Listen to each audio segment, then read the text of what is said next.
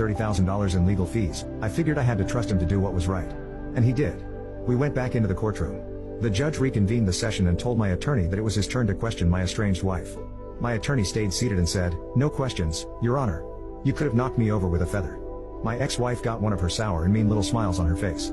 She knew she'd beaten me. The judge said, "Time for closing arguments," and called for my attorney to close. My attorney stood up, moved to the lectern and said, "Your Honor, the law clearly states that the court can only rule on items brought before it during the hearings. And since nothing has been brought to the court about the disparity of earnings, post-marital support, or continued maintenance, they cannot be considered." At that point, you could literally hear a pin drop in the gasping intake of air. And you could see the color drain out of the faces of both my ex-wife and her attorney.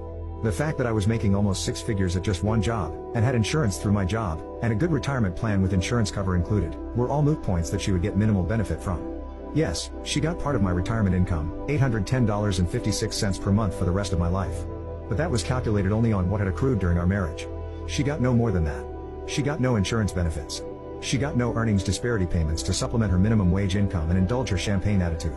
And she got no further opportunity to try to up the ante on what she could suck out of me. By being smart enough to stop at that point in the trial, and by not asking my ex-wife a single question, my attorney was able to prevent any further questions and the chance that her attorney might remember that she hadn't brought up any of those matters. If he had asked a single question to my ex-wife during his rebuttal phase, her attorney would have had another opportunity to bite the apple. My attorney was expensive. But, like the divorce, he was worth it.